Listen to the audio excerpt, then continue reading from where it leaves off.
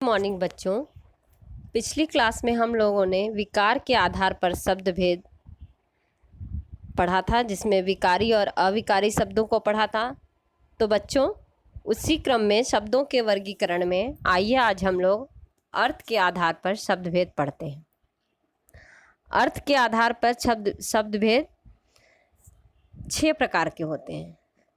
अभी पहले देखिए, हम देखते हैं, आपकी बुक में दिया है, देखिए एक पैराग्राफ। अभिषेक मैच खेलकर घर लौटा तो उसका मुंह उतरा हुआ था।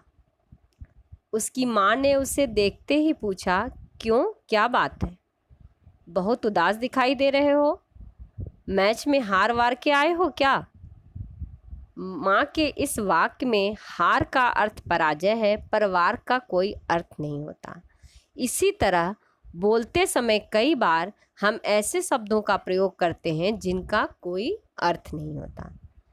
तो बच्चों, अर्थ के आधार पर वाक्य भेद देखिए 2 होते हैं, सार्थक और निरर्थक। सार्थक शब्द क्या होता है? जैसे ऊपर के पैराग्राफ में हार क्या है? हार का अर्थ होता है पराजय। वार क्या है? वार का मतलब कुछ नहीं होता है। तो वार जो हो गया वो निरर्थक शब्द हो गया, जिसका कोई अर्थ नहीं हुआ। जैसे लोग बोलते हैं बातचीत की बोली की भाषा में, हम लोग बातचीत में बोलने में बोलते हैं लोटा वोटा। लोटा मतलब एक पार्ट बर्तन होता है, लेकिन वोटा का मतलब कुछ नहीं। तो वोटा जो हो गया वो निरर्थक शब्द हो गया। तो देखिए बच्चों, अर्थ के आधार पर शब्द भेद 2 हैं, सार्थक और निरर्थक। सार्थक शब्द में एकार्थी और अनेकार्थी शब्द होते हैं। इसकी परिभाषा है, अर्थ के आधार पर जो शब्द भेद है, जिन शब्दों का अर्थ स्पष्ट होता है वे सार्थक शब्द कहलाते हैं, और ऐसे शब्द जिनका कोई अर्थ नहीं होता वो निरर्थक कहलाते हैं। अर्थहीन शब्द जिनका कोई अर्थ नहीं होता, जैसे मैं बताई ना, लोटा वोटा। लोटा मतलब एक बर्तन होता है, और वोटा मतलब कुछ नहीं, इसका कोई अर्थ नहीं होता। उसी तरह हार वार, कपड़ा वपड़ा, लोग बोलते नहीं है, बातचीत करते हैं तो बोलते हैं कपड़ा वपड़ा, घर वर। तो ये घर का मतलब तो घर हो गया, कपड़ा का मतलब कपड़ा, वपड़ा क्या? तो ये जो है निरर्थक हुआ। तो जिन शब्दों का अर्थ होता है वो सार्थक शब्द होते हैं, और जो शब्दों का अर्थ नहीं होता वो निरर्थक शब्द होते हैं। नेक्स्ट देखिए, सार्थक शब्द में एकार्थी और अनेकार्थी 2 प्रकार के शब्द बताए हैं। एकार्थी शब्द क्या होता है? एक अर्थ जिनका हो। जिन शब्दों का केवल एक अर्थ ही हो उन्हें एकार्थी शब्द कहते हैं। और अनेकार्थी शब्द कुछ ऐसे शब्द होते हैं जिनका प्रयोग एक से अधिक अर्थों में होता है, ऐसे शब्दों को हम अनेकार्थी शब्द कहते हैं। एकार्थी मतलब जिनका एक अर्थ होता है, और अनेकार्थी जिन शब्दों का एक से अधिक अर्थ होता है उन्हें अनेकार्थी कहते हैं। ऐसे शब्द कौन से हैं एकार्थी शब्द? जैसे गृह और घर, ये क्या है? एकार्थी है। सूर्य और सूरज, दोनों का अर्थ एक ही है। नृत्य और नाच, तो अर्थ एक ही है। जो शब्द है, नृत्य का भी अर्थ नाच है और नाच का भी अर्थ नृत्य है, दोनों एक ही अर्थ है। घर भी और गृह भी, दोनों का मतलब एक ही होता है, एक ही अर्थ होता है। तो जिन शब्दों के एक अर्थ होते हैं उन्हें हम क्या बोलते हैं? एकार्थी। और अनेकार्थी क्या होता है? देखिए दूसरा है अनेकार्थी। कुछ शब्द ऐसे होते हैं जिनका प्रयोग एक से अधिक अर्थों में होता है। एक से अधिक अर्थों में अनेकार्थी कैसे? जैसे अनेकार्थी शब्द आप लोगों ने पढ़ा होगा हिंदी ग्रामर में पहले भी कक्षा में। जैसे पूर्व, पूर्व क्या होता है? एक दिशा होती है, एक दिशा होती है। और दूसरा पूर्व क्या होता है? पहले। पूर्व का 2 अर्थ, अनेक अर्थ। अनेकार्थी मतलब अनेक अर्थ, एक से अधिक अर्थ। अनेकार्थी पूर्व मतलब पहले, और एक पूर्व दिशा होती है।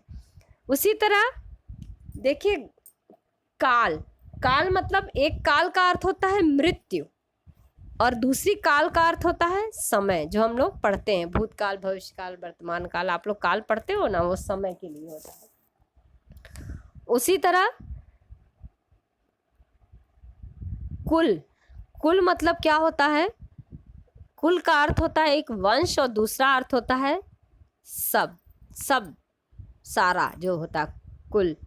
तो इसके दो अर्थ हुए। तो अनेकार्थी शब्द वो होते हैं जिनके एक से अधिक अर्थ होते हैं, ऐसे शब्दों को अनेकार्थी कहते हैं। देखिए नीचे लिखा है, तुम्हारे नाटक का अंक समाप्त होते ही दर्शक हाल से बाहर निकले, तुम्हारे परीक्षा में कितने अंक आए हैं।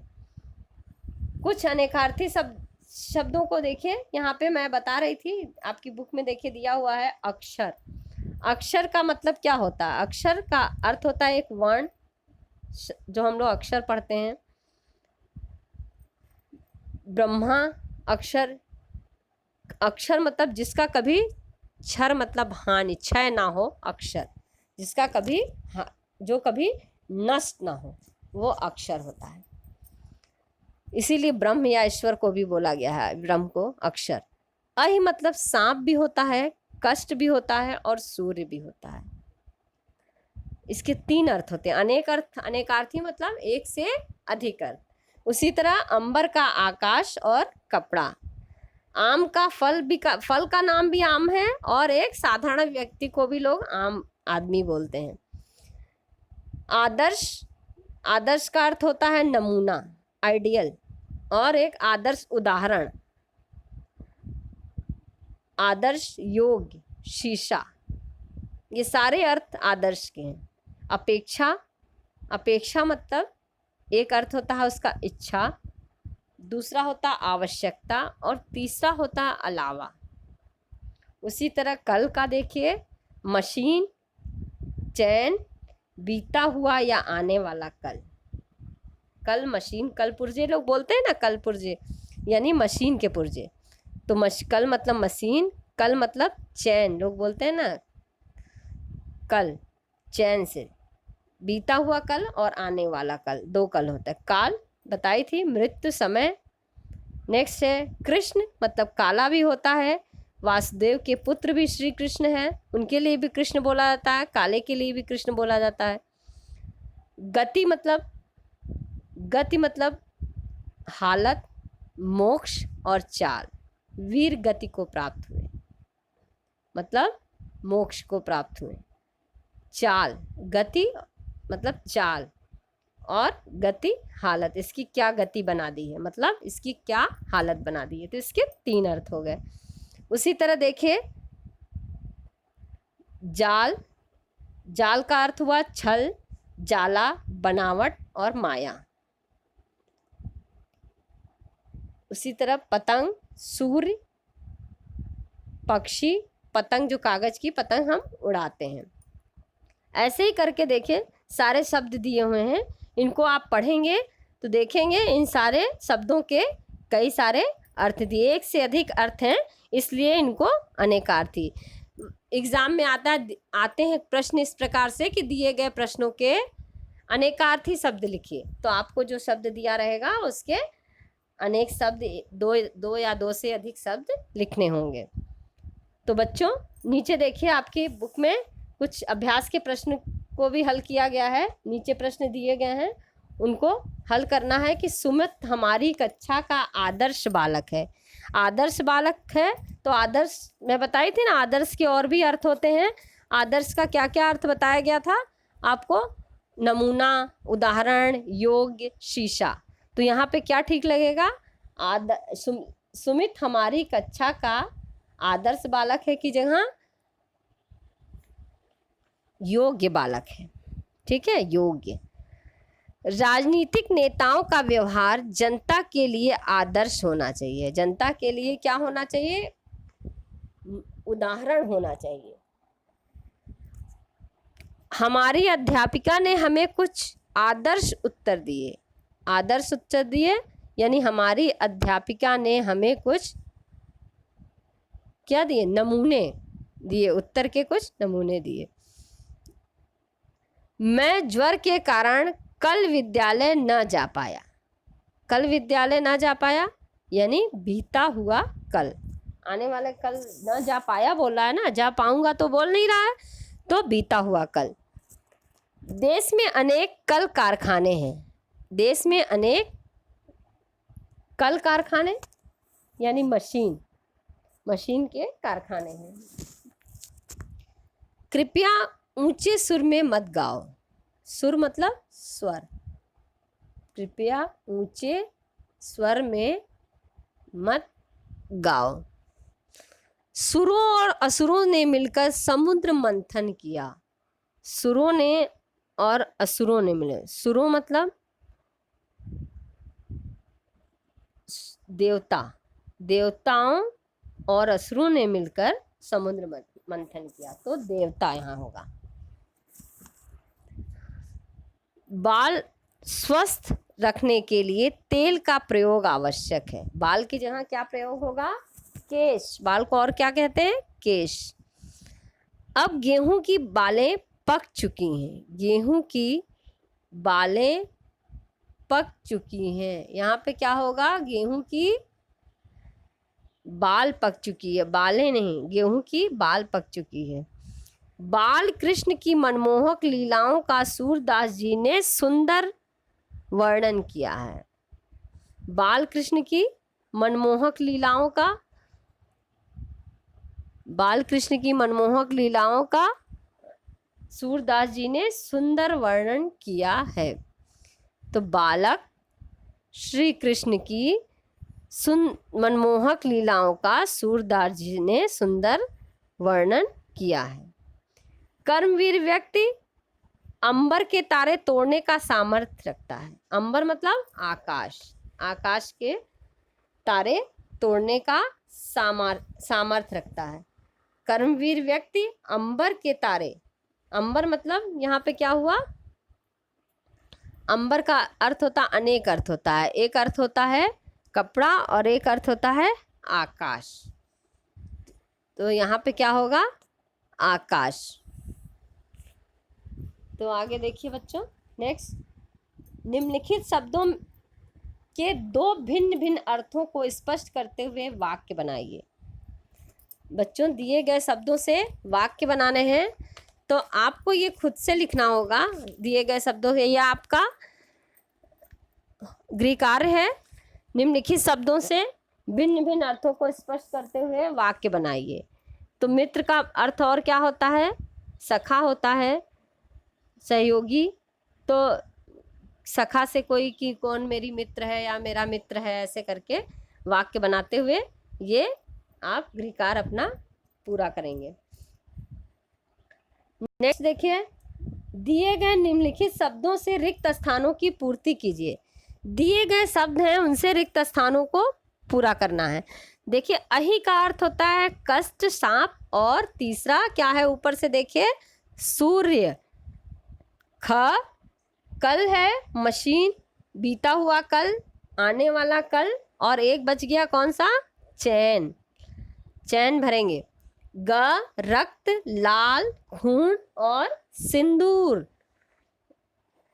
घ पतंग का सूर्य, बच्चों की उड़ाने वाली पतंग, और पतंग का मतलब क्या होता है? पक्षी, पतंगा।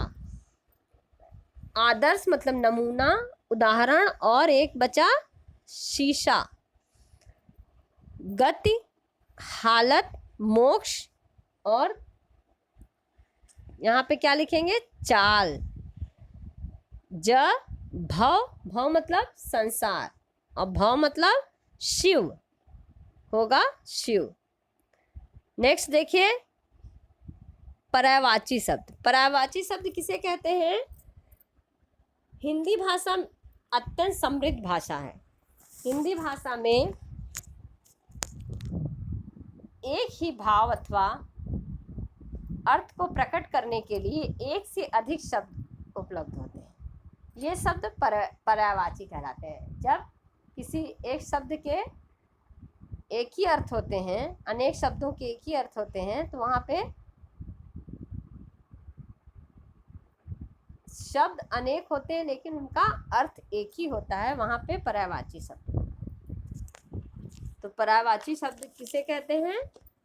पर्यायवाची शब्द क्या होता है कि जहाँ पर क्या किसे कहा जाता है पर्यायवाची?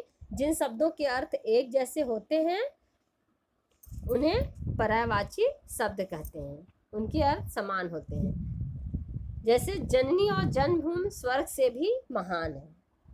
माता पिता का आदर करना संतान का कर्तव्य है। माँ खाना बना रही है, अम्बा की कृपा, सब कार्य सफलतापूर्वक संपन्न हो गए। देखिए यहाँ पे जननी, माता, अम्बा, माँ, ये सभी किसके लिए प्रयोग किया गया है? माँ शब्द के लिए। ऊपर लिखे वाक्यों में जो ये है माँ का जो है एक सबका अर्थ समान है, सभी का अर्थ समान है, सभी को माँ के लिए प्रयोग किया गया है। यहाँ पर दो बातें ध्यान देने योग्य हैं। क्या है? देखिए, यह अनिवार्य नहीं कि प्रत्येक शब्द का पर्यायवाची शब्द हो। जरूरी नहीं कि सारे शब्द के ही पर्यायवाची शब्द हों ही। यद्यपि पर्यायवाची समान अर्थ वाले शब्द होते हैं, तथा प्रयोग करते समय इस बात का ध्यान रखना आवश्यक है कि प्रत्येक स्थिति में एक शब्द के स्थान पर उसके पर्यायवाची शब्द का प्रयोग संभव नहीं। जैसे अमिताभ ने हृदय में उठते भावों को कविता के रूप में प्रकट किया, परंतु यदि हम इस वाक्य के स्थान पर यह कहें कि अमिताभ ने उर में उठते भावों को कविता के रूप में प्रकट किया, तो यह अटपटा सा प्रतीत होता है। उर में उठते हुए, तो उर मतलब भी हृदय होता है, लेकिन शब्द का प्रयोग कहाँ होता है उसको ध्यान में रखकर प्रयोग करना चाहिए।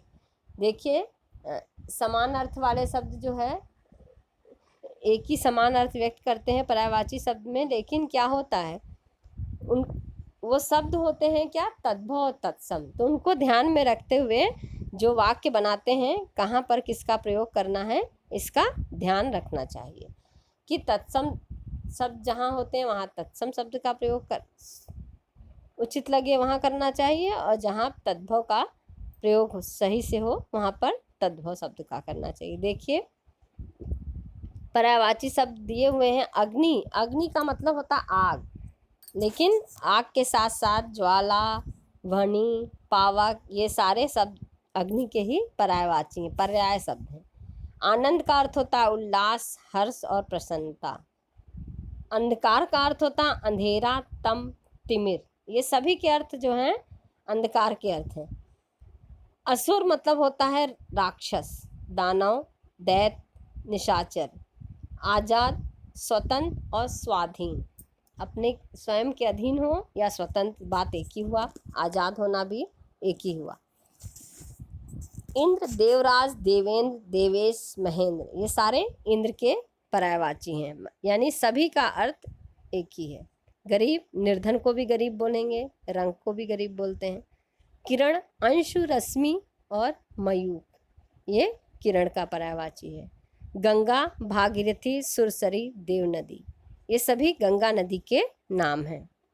तो बच्चों इसी तरह आपको ये सारे पढ़ने होंगे, लेकिन आप ये ध्यान देंगे कि ये पुस्तक में आपके जो इतने सारे विलोम और पर्यायवाची हैं ये सारे एग्ज़ाम में नहीं होंगे, इसके जस्ट 50%, आधे जो हैं आप एग्ज़ाम के लिए तैयार रखेंगे। देखिए, अभ्यास के प्रश्न में नीचे लिखे वाक्यों में रंगीन शब्दों को ध्यान से पढ़िए। ये शब्द आपको अटपटे लगेंगे, इनके स्थान पर उचित पर्यायवाची शब्दों का प्रयोग कर वाक्यों को पुनः लिखिए। अभ्यास के प्रश्नों में दिया गया है कि ये शब्द दिए हैं, लेकिन बोल रहा है कि अटपटे लगेंगे, इनकी जगह सही शब्द का हमें प्रयोग करना है। जैसे देखिए दिया है क्या? थका मांदा यात्री विटप की छाया में बैठ आराम करने लगा। मैं क्या बोली थी कि सही शब्द का प्रयोग तद्भव तत्सम ध्यान में रखते हुए प्रयोग करना होगा। कहाँ? यहाँ विटप जो लिखा है ये पेड़ के लिए लिखा है, लेकिन यहाँ पे सही उचित नहीं लग रहा है, इसलिए हम यहाँ क्या लिखेंगे? थका मादा यात्री पेड़ की छाया में बैठ आराम करने, पेड़ लिखेंगे। दूसरा है रजनी के समय खाना खाकर हम हर रोज सैर के लिए जाते हैं। रजनी के समय, रजनी का होता है क्या मीनिंग? एक और होता है क्या? रात, निशा। तो हम यहाँ पे निशा भी लिखेंगे, सही नहीं होगा। क्या होगा? रात के समय। नेक्स्ट देखिए, आकाश में नीरद छाए देख किसान खुशी से झूम उठे। नीरद मतलब होता है बादल, मेघ। तो आकाश में क्या छाए, आकाश में मेघ छाए देखकर या बादल छाए देखकर, बादल क्या होता है, पानी वाला, बादल छाए देखकर किसान खुशी से झूम उठे। नेक्स्ट है, प्रत्येक मनुज अपना कर्तव्य पूरा करता है। मनुज मतलब किसको कहा गया, मनुष्य को। तो यहाँ पे ये सही नहीं लग रहा है, मनुज की जगह क्या होगा, मनुष्य। नेक्स्ट है, शत्रु ने भारतीय दल पर आक्रमण कर दिया। भारतीय दल पर आक्रमण कर दिया। भारतीय दल की जगह क्या लिखेंगे, भारतीय सेना पर आक्रमण कर दिया। नेक्स्ट देखिए, सेकंड एक्सरसाइज,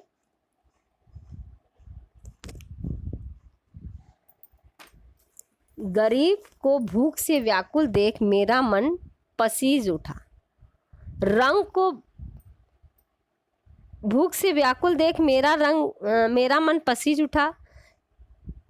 लिखा, निम्नलिखित स्थानों में क्वेश्चन दिए गए, उचित पर्यायवाची लिखिए। उचित लिखना है। तो यहाँ रंग लिखा है, तो क्या रंग को भूखा देख कर सही नहीं लगेगा। यहाँ पे क्या लगेगा, स्टार्टिंग में आपको बताया गया है उचित जगह पर उचित शब्द का प्रयोग करना है, चाहे अर्थ समान हो तो भी। तो यहाँ देखिए, गरीब को भूख से व्याकुल देखकर मेरा मन पसीज उठा। सप्ताह में 7 वासर होते हैं, वासर नहीं, क्या होते हैं, दिन होते हैं। वासर का भी मीनिंग होता है, अर्थ होता है दिन ही, पर्यायवाची है दिन का, लेकिन यहाँ वासर होते हैं, सही नहीं लग रहा है। वाक्य को शुद्ध रूप में करने के लिए दिन लिखेंगे। ठिठुरती सर्दी में लड़कियां इकट्ठी कर हमने क्या जलाई, पावक। पावक आग का पर्यायवाची है, पावक नहीं जलाई, क्या जलाई, हमने आग जलाई। मरते हुए व्यक्ति के मुंह में जल डाला गया, भागीरथी जल डाला गया। कभी कोई बोलता है कि भागीरथी जल डाला गया, क्या बोलते हैं, गंगा जल। तो गंगा होगा, गंगा जल डाला गया। माता पिता का गौरव होता, तनय। तनय मतलब पुत्र, पुत्र जो है माता पिता का, तनय तनय नहीं, तनय तनय मतलब पुत्र होता है। तनय माता पिता यानी पुत्र माता पिता का गौरव होता है। तो बच्चों हम लोग क्या देख लिए, अनेकार्थी देखें और पर्यायवाची देखें। अब हम लोग क्या पढ़ेंगे, विलोम। विलोम शब्द, जो किन शब्दों को हम विलोम शब्द किसे कहते हैं, विलोम शब्द जो शब्द एक दूसरे के विपरीत अर्थ देते हैं उन्हें हम विलोम शब्द कहते हैं। विपरीत अर्थ या विपरीतार्थक शब्द भी कहते हैं। जो शब्द एक दूसरे का विपरीत अर्थ प्रकट करते हैं या विपरीत अर्थ देते हैं, वे विलोम शब्द कहलाते हैं। भाव को प्रभावशाली तथा सुंदर ढंग से प्रस्तुत करने के लिए भाषा में तरह तरह के शब्द हैं।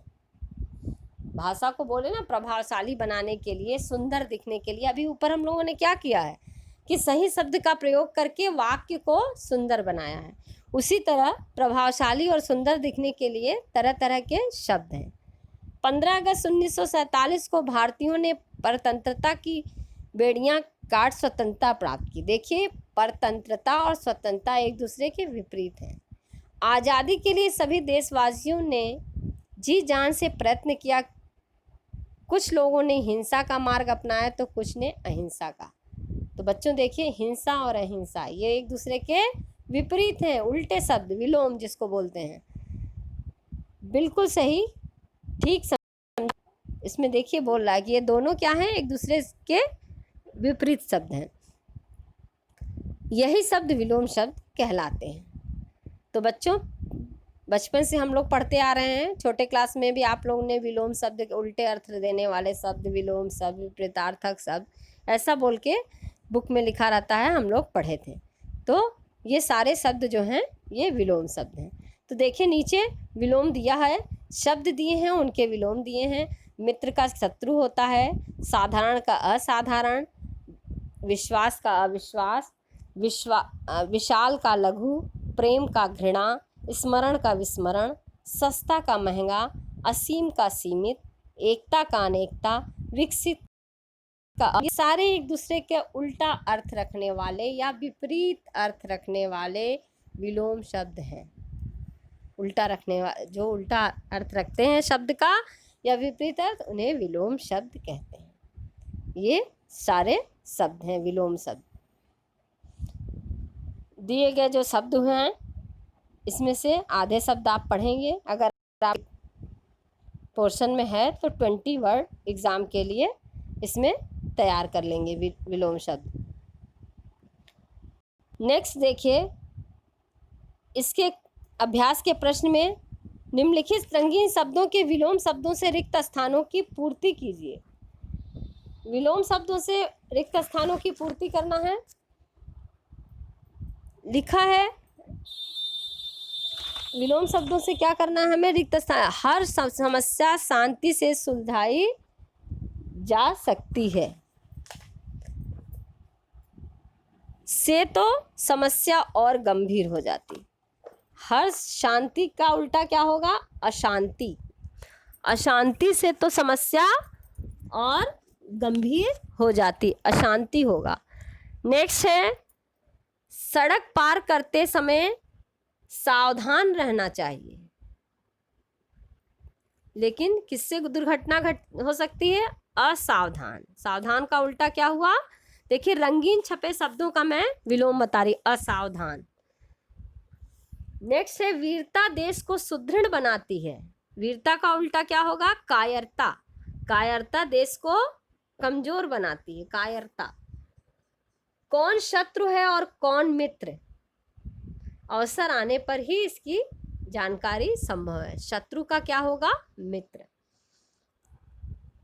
सज्जन सबका भला चाहता है, लेकिन सज्जन का उल्टा क्या होगा, दुर्जन। दुर्जन केवल अपने बारे में सोचते हैं। ह्रस्व स्वर संख्या में 4 और दीर्घ स्वर संख्या में 7 होते हैं। ह्रस्व स्वर संख्या में, ह्रस्व स्वर का उल्टा क्या होगा, ह्रस्व स्वर को बोलने में कम समय लगता है और दीर्घ स्वर को बोलने में ह्रस्व स्वर का दूना है, तो इसका उल्टा हो गया, ह्रस्व का दीर्घ हो गया। नेक्स्ट देखिए, पर्वतीय स्थल पर सूर्योदय तथा, सूर्योदय के बाद क्या होगा, सूर्यास्त का दृश्य अत्यंत आकर्षक होता है, सूर्यास्त। गांधी जी ने सदा न्याय का समर्थन किया और अन्याय को त्यागा। न्याय का क्या होगा, अन्याय। परिश्रमी व्यक्ति के लिए हर वस्तु क्या है, सुलभ है। सुलभ का मतलब क्या होता है, मीनिंग कि आसानी से जो मिल जाती है।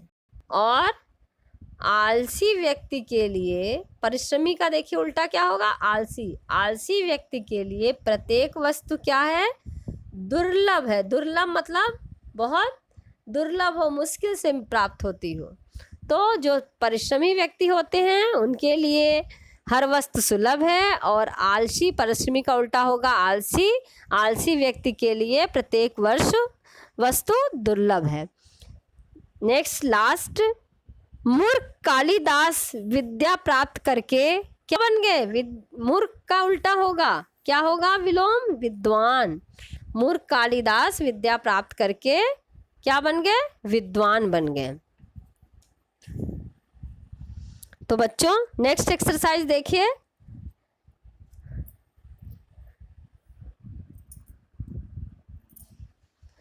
निम्नलिखित दिए गए शब्दों में से उपयुक्त विलोम शब्द को रेखांकित कीजिए। दिए गए उपकार का क्या होगा, अपकार। अपकार अंडरलाइन करेंगे।